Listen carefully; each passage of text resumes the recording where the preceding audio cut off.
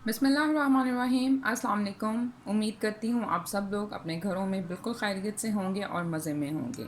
अल्लाह ताला आप सबको बिल्कुल खैरियत से और ठीक ठाक ही रखे। वेलकम टू खाना और सजाना विद अतीका। आज मेरे किचन में बन रहे हैं बहुत ही मज़ेदार से शानदार से क्रिस्पी से ब्रेड पकौड़ा। रमज़ान में अफ्तारी में आप इसको बहुत ईजीली तैयार कर सकते हैं।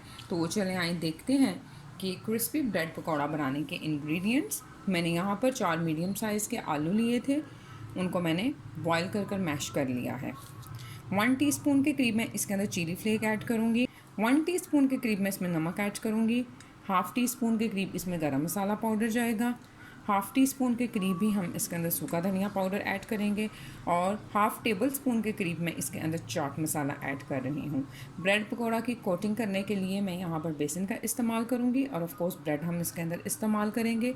सबसे पहले हम इसकी जो टॉपिंग है उसको तैयार कर लेंगे।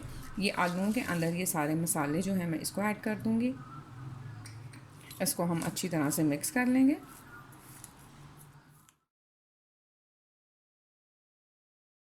तो मैंने ये ब्रेड पकौड़ा की टॉपिंग जो है इसको अच्छी तरह से मिक्स कर लिया है। अब हम इसकी कोटिंग को तैयार कर लेंगे। ये यहाँ पर मैंने बेसन लिया है, इसके अंदर मैं थोड़ा सा 1/4 टीस्पून नमक और 1/4 टीस्पून के करीब इसमें चिली फ्लेक्स ऐड कर रही हूँ। पानी डालकर हम इसको मिक्स कर लेंगे और एक बैटर तैयार कर लेंगे। जो इंग्रेडिएंट्स मैंने अभी आपको बताए हैं ये हल्के से स्पाइसी होंगे। अगर आप नमक और मिर्च को कम करना चाहें तो आप अपने टेस्ट के मुताबिक इसको कम या ज़्यादा भी कर सकते हैं। जी, तो ये ब्रेड पकौड़ा के लिए मैंने बैटर भी तैयार कर लिया है। ये आप देख सकते हैं कि इसकी कंसिस्टेंसी हमने हल्की सी थिक रखनी है। इसको करेंगे अब हम साइड पर और ब्रेड ले लेंगे। ये मैंने ब्रेड के स्लाइसेस को लिया है, इस तरह से हमने इनको काट लेना है।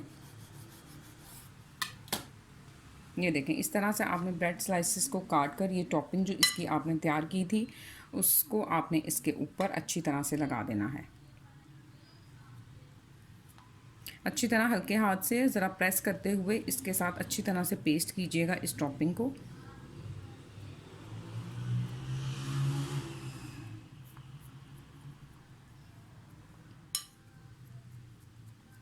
ये देखें, ये हाथ की मदद से मैं इसको थोड़ा सा इसके ऊपर सेट कर दूंगी। इसी तरह से हम दूसरे पीस के ऊपर भी इसको लगा लेंगे।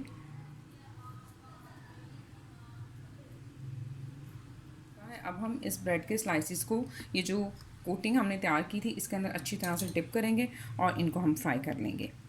इस तरह से करते हुए अच्छी तरह से आपने इसको डिप कर लेना है।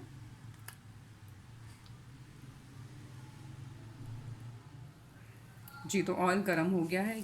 ये ब्रेड पकौड़ा जो है इसके अंदर चला जाएगा।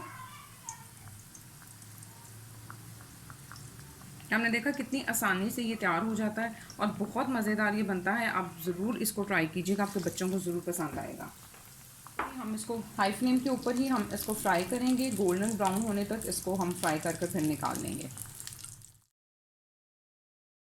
इनकी साइड को मैं अब चेंज करूँगी। ये देखें, जो कोटिंग हमने की थी वो अच्छी तरह से उसके साथ जो है वो जुड़ चुकी है। अब ये बिल्कुल इस नहीं गिरती। अब इसी तरह से हम इसको गोल्डन ब्राउन कलर आने तक फ्राई कर लेंगे।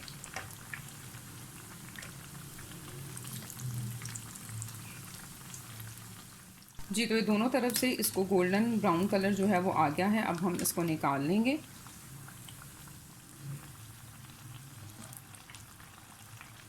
इसी तरह से मैं बाकी के ब्रेड पकौड़ा या फिर आप इनको पकौड़ा सैंडविचेस भी कह सकते हैं, इनको फ्राई कर लूँगी।